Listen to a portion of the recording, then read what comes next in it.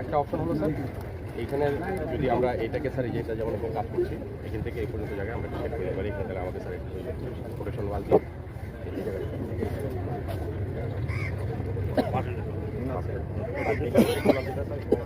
প্রবলেমটা হলো যে